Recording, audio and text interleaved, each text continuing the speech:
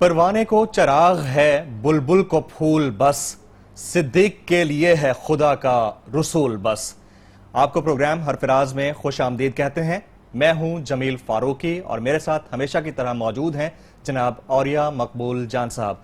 नाज़रीन, आज 22 जमादी सानी है और आज यौम विसाले हज़रत अबू बकर सिद्दीक रज़ी अल्लाह ताला अन्हो है।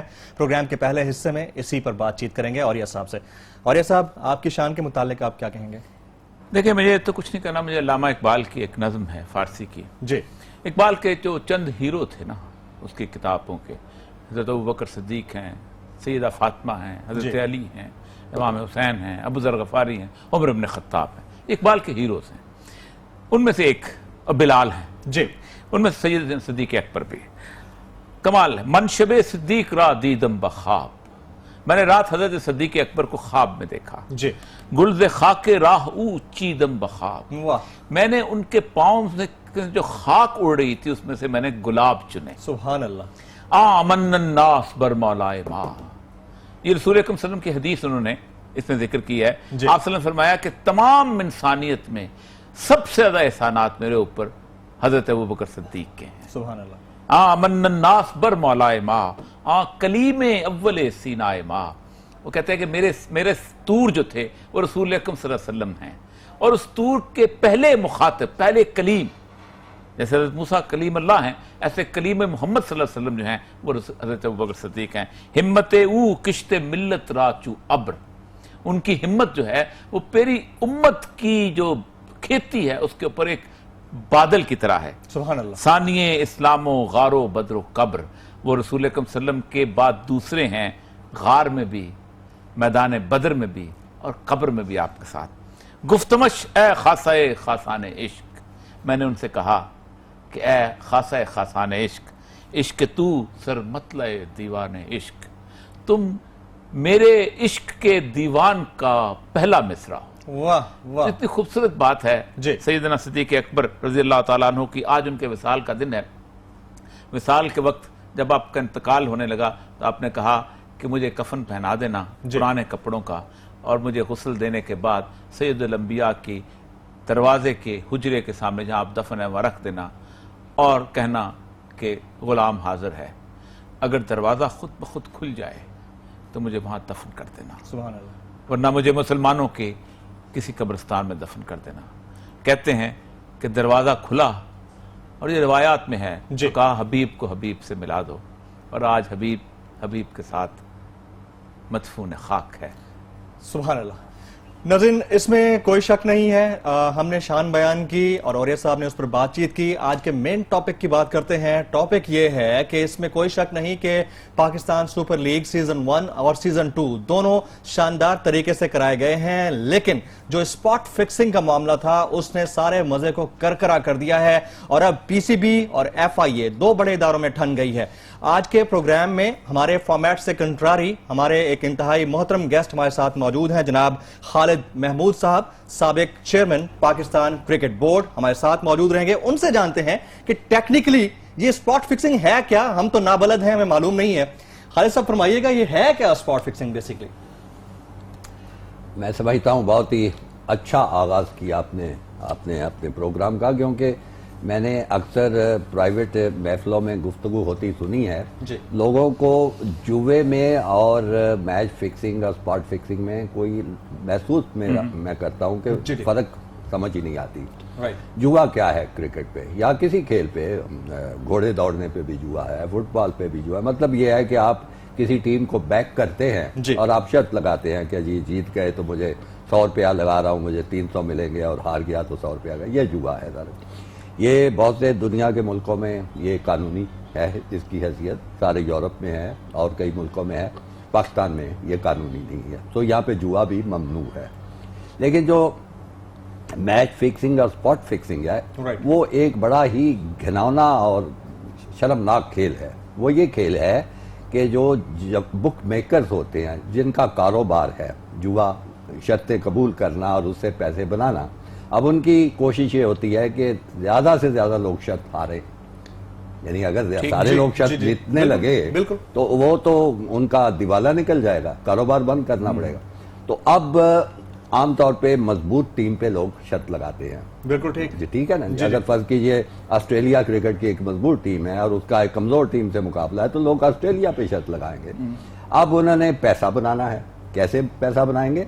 जब ऑस्ट्रेलिया हार जाएगा। एग्जैक्टली, उसको हराने के लिए। उसको हराने, अब हराने से वो क्रिकेट से तो नहीं हारते, मैदान में नहीं हारते, या कोई और मुल्क की मिसाल मैं ऐसे दे रहा हूं, नहीं हारते। अब ये बुक मेकर जो हैं वो पसे पर्दा उनके खिलाड़ियों से या दूसरे लोगों से राब्ता करते हैं और उनको बड़ी बड़ी तरगीबात देते हैं कि 10 लाख रुपया ले लो या डॉलर इतने ले लो और तुम गंदा खेल पेश करो, यानी जिस तरह का तुम नेचुरल तुम्हारा खेल है वो ना पेश, अंडर परफॉर्म करो। राइट। तो ये पैसे दे के अंडर परफॉर्म करवाना, मैच का नतीजा बदलना, खिलाड़ी के खेल को खराब करना, यही है यहाँ मैच फिक्सिंग। बिल्कुल।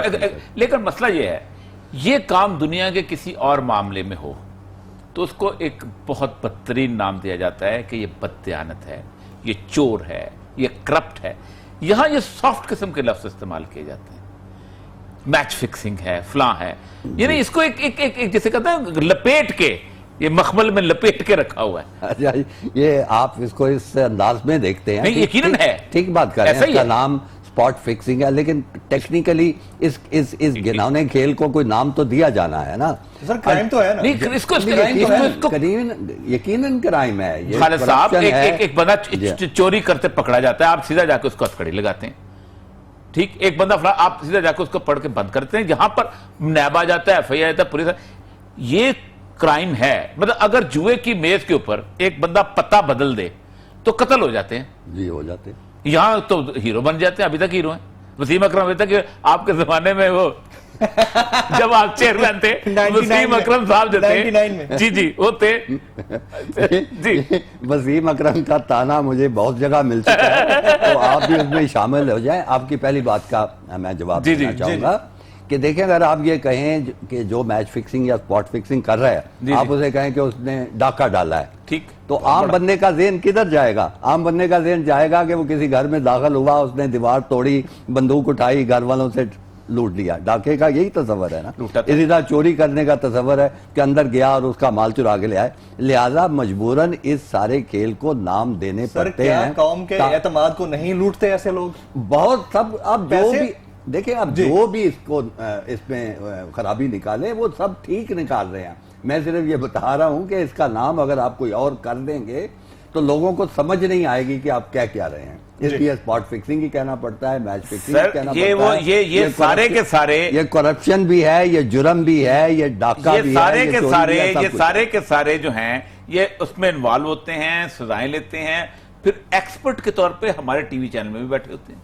हम लोग उनको इंटरव्यू दे, वो हमारी एडवर्टाइजमेंट के अंदर वो लोग आइटम्स बेच रहे होते हैं लोगों को, वो सिलेक्टर बने होते हैं। मतलब ये हमने आज तक डिफरेंस। आप जरदारी को अमर होते हैं अगर पैसे खा गए। अब देखिए 50,000 बंदों ने पैसे लगाए हैं, चलो ओके, लगाए, खामोशी से लगाए। और वैसे भी शर्त के ऊपर तो बहुत सारे मसाइल हैं कि शर्त कितनी हलाल है, कितनी हराम है, गैर कानूनी है जी, बाकी हलाल हराम को छोड़ो। अच्छा, तो हो गया, चलो एक आपस में उसने लोगों का पैसा जाया किया, चलो जहां कहीं इंटरनेशनल लेवल पे तो किया। इनको इतनी पजीराई किस खाते में मिलती रहती है मुस्तकिल तौर पे? क्या हमारे पास टैलेंट नहीं है? पहले तो मैं आप अपने आप को डिफेंड करूंगा इसमें। जब मैं चेयरमैन बना क्रिकेट बोर्ड का 98 में, ये वबा अरूज पे थी, जोरों पे थी। टीम जो थी उसका शिराजा बिखरा हुआ था, बड़े बुरे हालात थे और कोई उसके बारे में कुछ हो नहीं रहा था, सिवाय के 4-5-6 खिलाड़ी जिनके आप नाम ले रहे हैं उनको मशकूक समझ से टीम से बाहर रखा हुआ था। और मीडिया दिन रात सफ़े काले कर रहा था कि ये लोग टीम से बाहर क्यों हैं। तो मैंने जब आया, सूरत हाल देखी, तो मैंने सोचा कि इसका इलाज एक ही है कि शुबे की बुनियाद पे तो उनको बाहर नहीं रखा जा सकता, लिहाजा इसकी तहकीकात करवाई जाए और उस तहकीकात में जो भी पकड़ा जाए उसको सजा दी जाए। तो मैंने तो ये बड़ा कारनामा अपनी तरफ से सर अंजाम दिया है। पता नहीं आप इसको तस्लीम नहीं करते। नहीं, हम तो कर रहे हैं। हमने वसीम अकरम का नाम लिया, आपका नाम नहीं लिया। अरे साहब, हम ये भी तस्लीम कर रहे हैं कि उस वक्त की टीम फाइनलिस्ट टीम थी, अच्छा खेला उन्होंने, लेकिन मैच हारे। जी, मैच हारे, उस पर भी मैं बात करूं तो मैं गया, सदर पाकिस्तान जो सरपरस्त थे क्रिकेट बोर्ड के, उनसे दरखास्त की जी। उन्होंने फिर ये इंक्वायरी करवाई, मलक मोहम्मद कयूम साहब उसकी सरबराह थे और उन्होंने बड़ी मेहनत की उस सारी इंक्वायरी की। अगर आप उनसे बात कर सके ये भी हमने अगले अगले सेगमेंट में हम लेंगे तो इंशाल्लाह। आपको बताएंगे। इंक्वायरी हुई, उसके नतीजे में सिफारिशात आई। ये तो आप जानते हैं कि जो ऐसी इंक्वायरी होती है उसमें हुक्म कोई नहीं होता, उसमें सिर्फ सिफारिशात सिफारिश पे इम्प्लीमेंट होना चाहिए जी, होनी चाहिए ना। तो सिफारिशात पे अमल नहीं हुआ, ये बड़ी बदकिस्मत की बात। अगर उन पे अमल हो जाता तो फिर आपको वसीम अकरम से गिला कोई ना होता, आपको वकार यूनुस से गिला कोई ना होता, आपको मुश्ताक से गिला कोई ना होता, आपको इंजमाम से गिला कोई ना होता। लेकिन आप जिन्होंने उस पे अमल नहीं किया तो उनसे तो पूछता कोई नहीं। जी, ठीक ठीक ठीक। ब्रेक का वक्त हुआ है और ब्रेक का वक्त है, ब्रेक ले उसका मलक कयूम साहब को भी लेना है हमने बिल्कुल इंशाल्लाह। करें बात। जी, जी, नज़ीम, हाँ। यहाँ वक्त हुआ एक ब्रेक का। ब्रेक के बाद जब वापस आएंगे तो हम बात करेंगे कि ये शर्जील खान और दनेश कनेरिया ने अभी नहीं, बहुत अरसे पहले कह दिया था जनाब कि लोग हमें ब्लैकमेल कर रहे हैं। जब बात ब्लैकमेलिंग की थी, इस हद तक पॉइंट आउट हो चुकी थी, तो तहकीकात अब जाके क्यों हुई हैं या हो रही हैं? एक ब्रेक के बाद।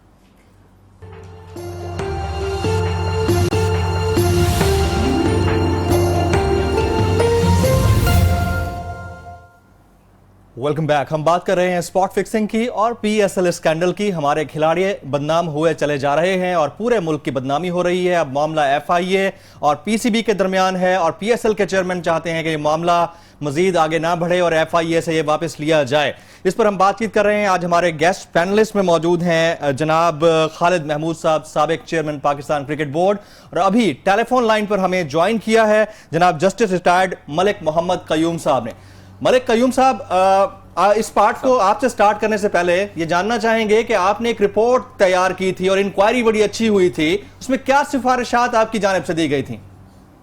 सिफारिशात तो उसमें काफी बेशुमार थी और उसमें कुछ आदमियों को तो लाइफ बैन किया गया था और 2 क्रिकेटर्स का तो मुझे नाम याद है। कुछ ये कहा गया था कि बाकी लोगों की जो इंक्वायरी है वो इसके जरिए करवाई जाए, और फिर ये भी कहा गया था कि इन लोगों के जो क्रिकेटर आता है जब शुरू करे टीम में तो उसकी स्टेटमेंट ऑफ एसेट्स लिया जाए और हर साल वो स्टेटमेंट लिया जाए और उसके बाद उसका ऑडिट होता रहे।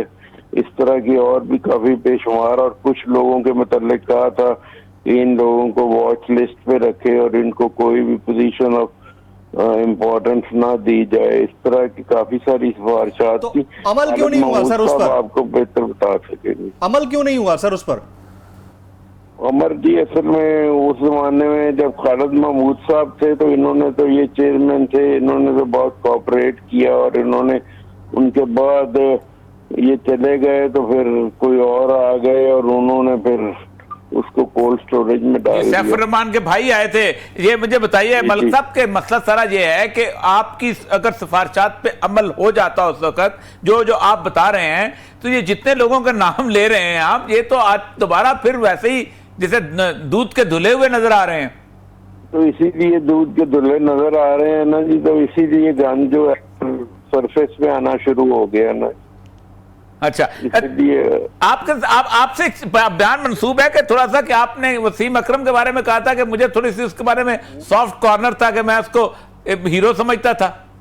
नहीं, मैंने कहा था कि जी वसीम अकरम बहुत बड़ा क्रिकेटर था और इसलिए उसको जो सजा देने से पहले मुझे इस लेवल का प्रूफ चाहिए था कि जो अच्छा बिल्कुल जो फुल प्रूफ किस्म का होता तो फिर मैं उसे सजा दे सकता था। अच्छा, तो आपने उसको उस तरह नहीं, तो सलीम मलक और अतार रहमान और इनको दानिश कनेरिया को तो आपने वो किया था। जी सलीम मलिक साहब को किया था, उनको किया था। अच्छा, खालिद महमूद साहब ने बहुत तावन किया था उस जमाने में, और अगर ये रहते तो मेरा ख्याल है ये एक दफा हमेशा से के लिए ये चीज आप कुछ पूछे थे खालिद साहब? बिल्कुल खालिद साहब जी, मलिक साहब, खालिद महमूद बोल रहा हूँ। बहुत मेहरबानी, आपने सारी उस रिपोर्ट का हवाला दिया और उसके बारे में बात की। एक चीज़ मैं समझता हूँ कि हमारे मुल्क के अंदर बड़ी बदकिस्मती है कि सच बोलने से तमाम लोग परहेज़ करते हैं। चूँकि उस ज़माने में मैं भी कभी कभी आपकी अदालत में ख़ुद आता था ये देखने के लिए कि क्या सूरत हाल है, तो तमाम लोगों झूठ बोल रहे होते थे और एक दूसरे को डिफेंड कर रहे होते थे। तो मैं समझता हूँ उसमें एक बड़ा जो ख़राबी हुई कि जिस तरह की इंक्वायरी उस वक्त हो सकती थी, फोरेंसिक एविडेंस जैसे कलेक्ट होनी चाहिए, उस जमाने में शायद कंप्यूटर और मोबाइल टेलीफोन इस्तेमाल नहीं होते जमाने में थे। तो अगर ये वो सब बातें चीजें नहीं थी। होती और आपके सामने वो एविडेंस आ जाती तो यकीनी तौर पे मेरा ख्याल है आप इन खिलाड़ियों को, जिनको आपने कहा कि अलहदा रखा जाए अहम ओहदों से, आप उनको ज्यादा सख्त सजा भी दे सकते थे मेरे ख्याल में। दोस्त कह जी, रहे जैसे हैं, साहब। दोस्त कह रहे हैं लैक ऑफ प्रूफ था वो, क्योंकि उस जमाने में ऐसी चीजें नहीं थी तो इसलिए जुबानी से हाथ पे ही इंसाफ करना पड़ता था। और जैसे आपने खुद भी कहा, कोई एक बात कहता था, कोई दूसरा कुछ आगे उसको कॉन्ट्रडिक्ट कर देता था, तो बड़ा मुश्किल था उसमें से सच निकालना।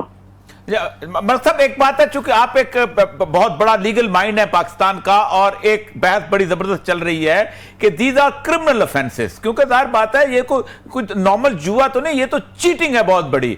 तो क्या आप समझते हैं कि आज अगर आप होते तो ये जो बहस चल रही है कि इन लोगों पर क्रिमिनल ट्रायल भी होना चाहिए, क्या जरूरी है कि हो सकता है? जी होना चाहिए जी, इन हालात में, जिस हालात में हम हैं होना चाहिए। और जैसे आगे हुआ भी है, इंग्लैंड में प्रेसिडेंट तो मौजूद है और हम अंग्रेजों के लॉ से काफी चीजें अभी भी उन प्रेसिडेंट्स पे रिलाई करते हैं, तो ये भी एक प्रेसिडेंट है, हेल्दी प्रेसिडेंट है, उसको फॉलो करना चाहिए। राइट, बिल्कुल ठीक है। जस्टिस रिटायर्ड मलिक मोहम्मद कयूम साहब, सर आपने वक्त निकाला, हमारे साथ आप शामिल गुफ्तगू रहे, आपका बहुत शुक्रिया। सर, एक सवाल यहां पर है कि कोई प्रेसिडेंट क्रिमिनल ट्रायल का इंटरनेशनल लेवल पे, गुजार बात है आप पूरी दुनिया घूमे हुए हैं, ताकि उनको बताया जाए कि दुनिया की जो जिंदा कौमें होती हैं वो ऐसे चोरों के साथ करती क्या हैं। प्रेसिडेंट मौजूद है। जी, सबसे पहले तो मैं पाकिस्तान के प्रेसिडेंट की बात करूंगा। अच्छा, ठीक है। अपने घर से बात शुरू जी, जी, की जी, जाए, बिल्कुल, बाहर क्यों exactly, जाए। आपने 2010 की जो स्पॉट फिक्सिंग की मामला था उसकी तफसीलात पढ़ी होंगी। जी, जी, पढ़ी थी, हमारे जी। 3 क्रिकेटर उसमें उन पे इल्जाम लगा, उसमें मोहम्मद आमिर थे, आसिफ फास्ट बॉलर थे और सलमान सलमान भाई। तीनों ने बड़ी दीदा दलेरी से, बड़े धड़ल्ले से इनकार कर दिया, जी हम मासूम हैं, जी। हमसे कोई खता नहीं हुई, हमसे कुछ नहीं हुआ।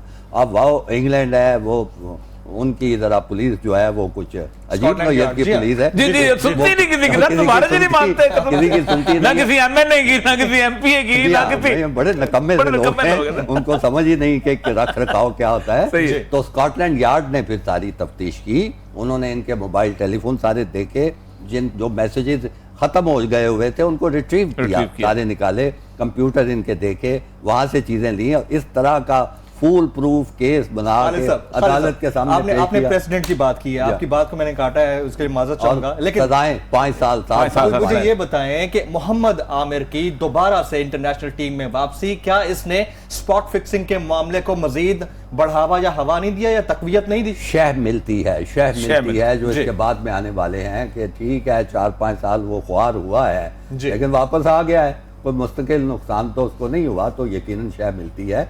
तो प्रेसिडेंट्स तो बहुत हैं, और भी बहुत हैं। इंडिया की बात आप अच्छा, जी। वहाँ पे जो थे उनके बड़े बड़े क्रिकेटर वगैरह, उनकी पुलिस ने सारी इंक्वायरी की और उन्होंने उनके खिलाफ मुकदमे बनाए। जनूबी अफ्रीका के जो लोग थे, हैंसी क्रोनिया वगैरह, उनके खिलाफ तो खैर उसका तो एडमिशन बड़ी, तो सब चीजें वहाँ पे हैं। तो ये तो देखिए जो जुर्म होता है ना उसकी तो। अच्छा, आज तक हम सुनते आए थे कि फौज जो है ये अपना एहतसाब खुद करती है, फिर अदलिया ने कहा अपना एहतसाब खुद, अब नजम सेठी साहब कहते हैं हम अपना हिसाब खुद करेंगे। आपका ख्याल है कि क्रिकेट बोर्ड तो नजम सेठी को जर्नल के ओवरऑल लगा दे, बिल्ले और फौज का चीफ जस्टिस वाला वो पहना देते हैं उनको। आप क्रिकेट बोर्ड को क्यों अंडर एस्टिमेट करते हैं? वो अदारा है। आज तक तो क्रिकेट बोर्ड ने जो कुछ किया है सर, फौज क्या है? अदारा है ना, अदारा है, बिल्कुल। अदलिया क्या है? वो भी अदारा है, क्रिकेट बोर्ड भी अदारा है। नहीं, वो तो इस तरह तो सर अपना सर इस इदारे की बात अगर आप करते हैं तो मुझे ये बताइए, आप ही के खिलाड़ी दिनेश कनेरिया ने यह कहा था कि जब मेरे ऊपर स्पॉट फिक्सिंग की बात आई या जुए की बात आई है तो उस वक्त क्रिकेट बोर्ड के एक ऑफिशियल ने ही मुझे बुकी से मिलाया था।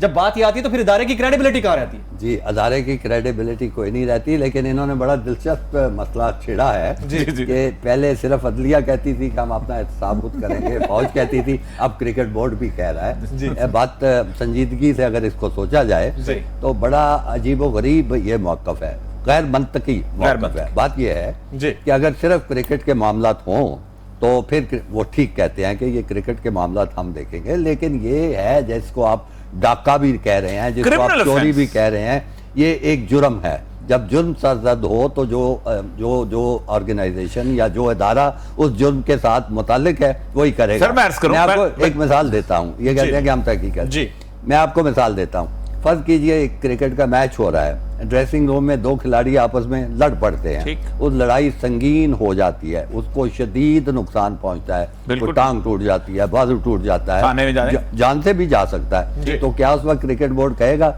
कि ये क्रिकेट का मामला है, खुद ही इसको निपटा दे? मैं सर फौज के बारे में पुलिस आएगी और वो आएगी। अगर एक सूबेदार मेजर जो है अपने किसी भाई की जमीन पे कब्जा करता है और उसको जाके कत्ल कर देता है तो थाने में रिपोर्ट होती है। जी, इस तरह एक कोई जज साहब है, बेशक वो सेशन जज क्यों ना हो, वो अगर जाके अपनी किसी के भाई को मारता है या किसी की और कत्ल वतल कर देता है तो वो भी थाने में जाएगा ना।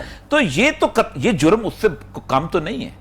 नहीं, उससे बड़ा जुर्म है। उससे बड़ा जुर्म है बेसिकली। देखिए, कत्ल करने में तो एक जान जाती है, बहुत बड़ा वो भी जुर्म है, लेकिन ये तो आप अपना मुल्क बेच रहे हैं, अपनी कौम को बेच रहे हैं, ये तो बड़ा बायसे शर्म जुर्म। तो इसका मतलब ये है कि अच्छा, एक तो चीजें और सर आपके हवाले से कि अगर आपको इस वक्त फॉर एग्जाम्पल आप कंसिडर करें कि you are sitting in a commission head, मैं सजेस्ट भी कर सकता हूं कि आपको कमीशन कार्ड लगा दिया जाए, क्योंकि 18 करोड़ आवाम सुन रहे हैं। तो आप बुनियादी तौर पर क्या चाहेंगे इस वक्त कि क्या इख्तियारात आपके पास होने चाहिए? जी, मैं पहले तो अवाम की टीथलेस कमीशन नहीं, मैं गलत फहमी अवाम की दूर करना चाहता हूं कि मुझे कोई ऐसी ख्वाहिश या आरज़ू नहीं है। नहीं, कोई हुकूमत बदलने में कोई फर्क देर नहीं लगती। ये और यह मकबूल जान साहब कुछ भी हो सकता है, अपनी सोच है।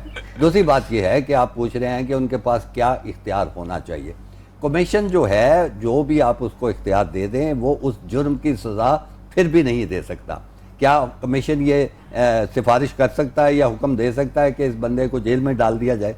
कमीशन को इख्तियार वो नहीं है। अब अगर कमीशन कहता है कि प्राइमा फेसाई ये क्रिमिनल फॉलोइंग क्रिमिनल ऑफेंसेस, इतने क्रिमिनल ऑफेंसेस कमिट हो चुके हैं और आप सिफारिश कर देते हैं, तो उसके बाद तो फिर एसएचओ का काम है ना जी। वो फिर आप तो खामोश, ऐसा रिपोर्ट आप ओपन करें, एसएचओ खुद पहुंच जाएगा घर पे। वो आपको फिर उस अदारे को देना ही पड़ेगा ना कि इसमें वो तो ठीक है, वो तो प्राइमा फेसाई जुर्म सरजद हुआ है, आप इसका पर्चा दर्ज करें और आप उसकी तहकीकात करें और आप उसकी सजा दें। लिहाजा कमीशन को किसी इख्तियार की और जरूरत नहीं है। एग्जैक्टली। खालिद साहब, आखिर नजम सेठी साहब ये क्यों कह रहे हैं कि एफआईए तहकीकात ना करे और पीसीबी अपने ग्राउंड्स पे तहकीकात करेगा? आखिर क्यों?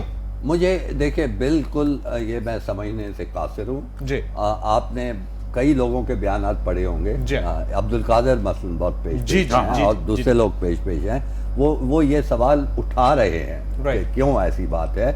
क्योंकि बात यह है कि बदकिस्मती की बात है कि कई दूसरे मुल्कों में जो क्रिकेट बोर्ड के ऑफिशियल्स हैं वो भी इस लपेट में आ चुके हैं जी। ये बदकिस्मती की बात है। मैं मिसाल सरहद पार की दूंगा, इंडिया की। वहाँ पे जो उनका ये T20 का यही टूर्नामेंट होता है जी। उसमें बहुत बड़े बड़े नाम है। आपको बताया एक दफा शाहरुख की भी एक टीम थी। हाँ जी। उसके बाद जो वो मशहूर कोलकाता नाइट राइडर्स जी, फिल्मी शख्सियत है शिल्पा शेट्टी, उनके प्रेजेंटर की भी है जी। राज केंद्रा की एक टीम थी और एक टीम थी जो उस जमाने के इंडियन क्रिकेट बोर्ड के सदर थे श्रीनिवासन, वो बड़ा बहुत बड़ा स्कैंडल उनके दामाद की टीम। तो जब तहकीकात हुई और बुक मेकर्स को भी पुलिस ने पकड़ा, सारा कुछ हुआ, उन्होंने वो श्रीनिवासन के दामाद को भी बताया कि उसके भी लिंक्स हैं और वो भी हमसे ये सालबात करता है, जिसके नतीजे में श्रीनिवासन को अपने ओहदे से हटना पड़ा। बिल्कुल सही। अगरचे उन्होंने कहा कि मेरा ताल्लुक कोई नहीं है, लेकिन उनका दामाद सब कुछ कर रहा था। तो इस वजह से मेरे ख्याल में ये क्यों कर रहा है, इसका जवाब तो मैं नहीं दे पाऊंगा, वो तो मुतलका शख्सियात ही देंगी। लेकिन मैं समझता हूँ कि इनको हरगिज इस मामले में FIA की मुखालफत नहीं करनी चाहिए। इनको फौरी तौर पे कहना चाहिए कि FIA आए, सब कुछ करे। आप सक्सेसफुल इवेंट समझते हैं या मुतनाज़ा इवेंट समझते हैं PSL को? जी, PSL की जो क्रिकेट के लिहाज से देखा जाए तो इन्होंने देखिए, PSL एक तो पहले बात याद रखें, ये क्रिकेट कम है सट्टा ज्यादा और कमर्शियलिज्म ज्यादा है। Commercialism right. अब कमर्शियलिज्म जहाँ आता है तो वहाँ जुआ भी आता है, और जहाँ जुआ आता है वहाँ जवारी जो है वो एक तो जायज तरीके से जीतता है ना, शर्त लगाई, आप जीत गए और आपका हक है कि वो पैसा रखे। वो नाजायज तरीके से जीतने की कोशिश करता है। और जब नाजायज तरीके से जीतने की कोशिश करता है तो वहाँ मैच फिक्सिंग और स्पॉट फिक्सिंग आ जाती है। तो ये चीज जो है हर T20 में हो रही है। राइट। ये बांग्लादेश का जो ऐसा टूर्नामेंट भी मुतनाज़ रहा, इंडिया का ऐसा टूर्नामेंट भी मुतनाज़ रहा, BPL, और ये जो है हमारा जो है ये भी मुतनाज़ है। और हमारा इसलिए भी ज़्यादा मुतनाज़ हो चुका है कि ये जो जुए का गढ़ है दुबई, शारजा और उनके लिंक्स हैं मुंबई से, ये वहाँ पे कराया जा रहा है। और जुआरियों के लिए बड़ा आप कह रहे हैं कि पाकिस्तान में होना चाहिए? जी, पाकिस्तान में तो होना ही चाहिए ना, अगर हमारे हालात इजाजत दें तो ये तो पाकिस्तान में ही होना चाहिए। लेकिन अगर पाकिस्तान में नहीं हो सकता तो ये दुबई में नहीं होना चाहिए, कम से कम ये किसी और बेहतर जगह पे हो। एब्सोल्युटली राइट, तो ये मुतनाज़े हो चुका है। बिल्कुल ठीक है सर। यहाँ वक्त हुआ है नाज़रीन एक ब्रेक का। ब्रेक के बाद जब वापस आएंगे तो हम बात करेंगे उन ओपन एंडेड वेबसाइट्स की जिन पर जुए का कारोबार हो रहा है। हमारी वज़ारत दाखिला खामोश है, सिर्फ बयानात सामने आ रहे हैं। ब्रेक के बाद आपकी लाइव कॉल भी ले जाएंगी, हमारे साथ रहिए।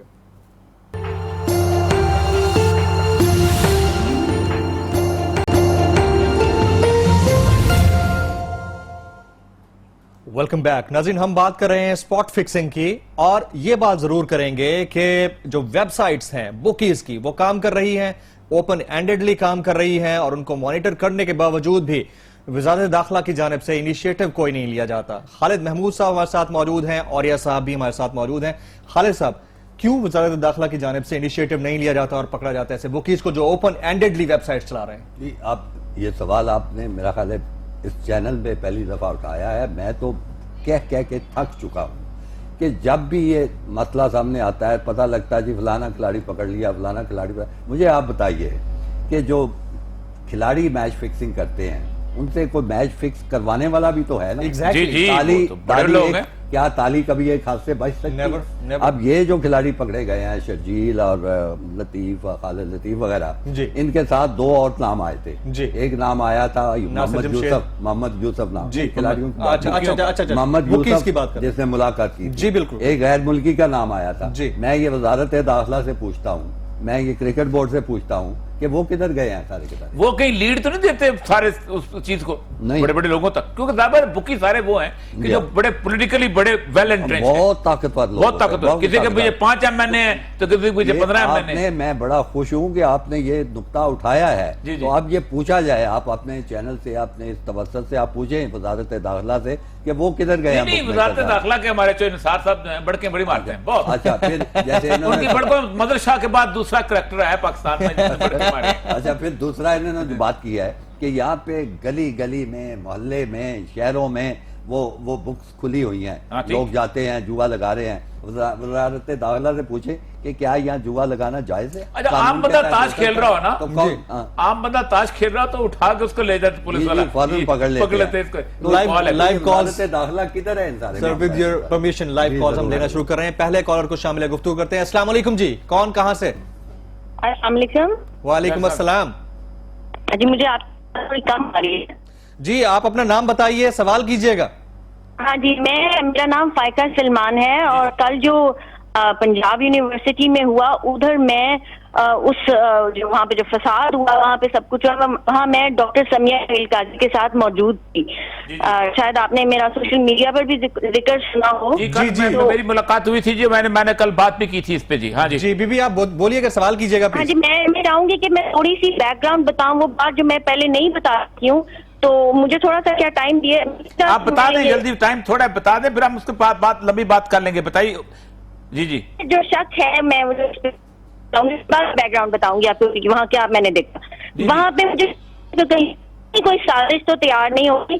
जिस वक्त मैं यूनिवर्सिटी में, मुझे बुलाया गया था लेक्चर देने के लिए, जिस वक्त मैं यूनिवर्सिटी एंटर हुई तो वो जो 2 कैंप्स लगाए हुए थे, एक जो कल्चरल शो का था और उस एक जो कैंप था जमीयत के लड़कों का था, उसमें इसका शोर था दोनों साइड्स पे, शदीद किस्म का, बहुत ही ऊंचा म्यूजिक था, जैसे मुकाबले चल रहा हो। इस साइड पे मिली नगमे चल रहे थे, ये जो मैंने सुना वो था वतन की मिट्टी, और इस साइड पे पश्तो के सॉन्ग्स थे। जी, आप वाकया के बाद ये लंबी तफसील तो है। आप ये बताइए कि आप जो बुनियादी तौर पर वहां पर जिस कैंप में एक्चुअली हुआ क्या है, जो आप जिस पे बात आना चाहते हैं, कोई लंबा वाकया, इस पर लंबा प्रोग्राम को टाइम इतना नहीं है। जी। हमारा कैंप वहां से दूर था, मुझे सिर्फ वहां के जो ऑर्गेनाइजर्स वहां से दूर लेके गए, हमें एक पे शोर नहीं आ रहा था।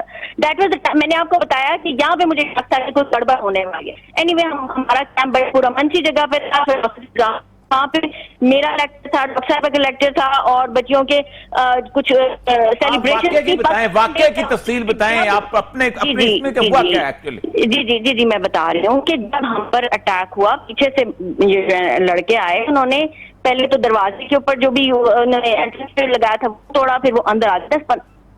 थे उनमें से कुछ ने जो है ना पश्तून लिबास भी पहने हुए, costumes actually I would call them costumes, और वो बहुत ही अब्यूसिव लैंग्वेज यूज कर रहे थे और वो बच्चियों को वहां पर धक्कम पेल कर रहे थे और बच्चियां गिर भी रही थी और वो उन्होंने स्टेज को भी आकर तोड़ा। ये कौन लोग थे, ये कौन किस कैंप के लोग थे जो वहां आए थे जो बच्चियों को वो कर रहे थे?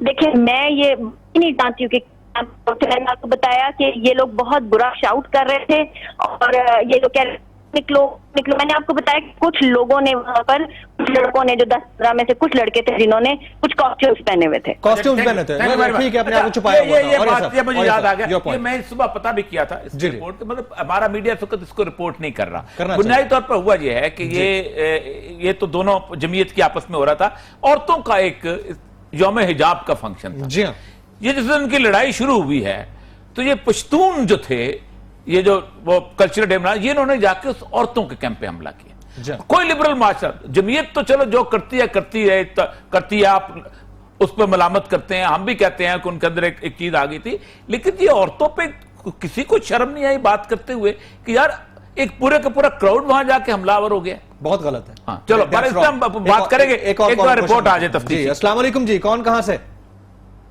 जियाउल हसन कराची से बात कर रहा हूं। जी जिया साहब कहिए, सवाल कीजिएगा। जी, स्पॉट फिक्सिंग के हवाले से मुझे पूछना था जी कि जुर्म करने वाला तो मुजरिम होता है, लेकिन जुर्म पे उकसाने वाले को आप क्या कहेंगे? खालिद साहब से पूछते हैं। खालिद साहब। जी, जुर्म पे उकसाने वाला जो होता है वो बड़ा मुजरम, महा मुजरम, जो उसको हम नाम देना चाहें, और मोहम्मद आमिर नाम दे दें सर। नहीं, ये तो मुजरम है ना। नहीं, सलमान पर तो नहीं, वो कह रहे हैं जुर्म पे उकसाने वाला। उनके मुराद वो बुक मेकर्स हैं जो तरगीब दे के और उनको इस काम पे लाते हैं, और जिनको वजारत दाखिला उनके रडार पे है ही नहीं है। अच्छा, हम बात करते हैं, बड़के बहुत लगती हैं। या मेरा एतराज ये है कि अगर वजारत दाखिला ने वाकई मौसर किरदार अदा करना है इस मामले में, तो उनको फौरी तौर पे तमाम मुल्क में जिस तरह की बुक मेकिंग हो रही है, जुआ लग रहा है, उन लोगों को पकड़ना चाहिए। प्लस उन लोगों को पकड़ना चाहिए जिन्होंने इस खास केस में इन खिलाड़ियों से मुलाकात की, उनको तरगीब दी, उनसे डील करने की कोशिश की। अगर वो ये कर लेते हैं तो हम समझेंगे कि वजारत दाखिला ने कोई मुफीद काम किया। खालिद साहब, एक और कॉलर को शामिल करता हूं। जी अस्सलाम वालेकुम। अस्सलाम वालेकुम जी। वालेकुम सलाम। कौन साहब, कहां से? सर मैं मुदस्सिर बोल रहा हूँ टेक्सला से। जी मुदस्सिर साहब कहिए, क्या कहेंगे? सर मैं और ये मकबूल साहब से बात करना चाह रहा हूँ। जी कीजिए, सुन रहे हैं। अस्सलाम वालेकुम सर, क्या हाल है आपका? जी फरमाइए।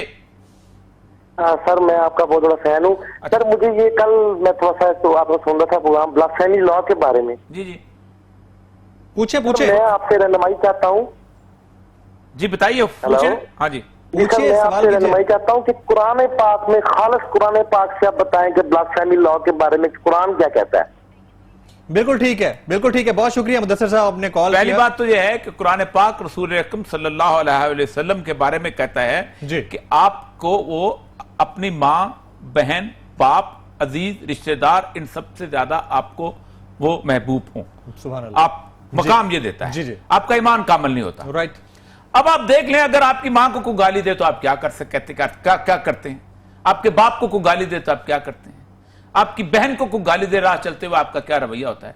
अगर तो आपका रवैया रोज मां को गाली सुन के खामोश घर में लौट जाने वाला है तो बिस्मिल्लाह, आप कबूल कर लें वही को, ठीक है। अगर बाप को रोज बुढ़ापे में गाली सुनते हैं और रोज आपके बाप के गाली का इश्तिहार लगा के चला जाता है और आप घर में बैठे रहते हैं, तो फिर ठीक है, आपके नजदीक बाप की वही इज्जत है। हम तो इस्लाम तो रसूलुल्लाह सल्लल्लाहु अलैहि वसल्लम को बाप से ज्यादा मकाम देता है। बिल्कुल ठीक, सिंपल सी बात। बिल्कुल ठीक है जी। और कॉलर है हमारे साथ?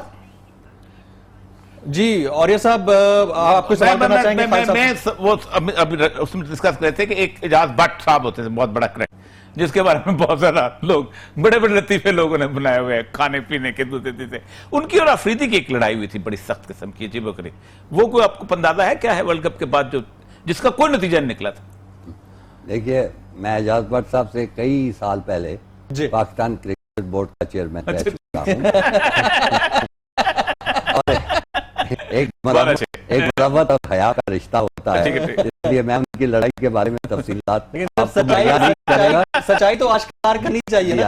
ये प्रोग्राम खत्म हो जाए तो मैं आपको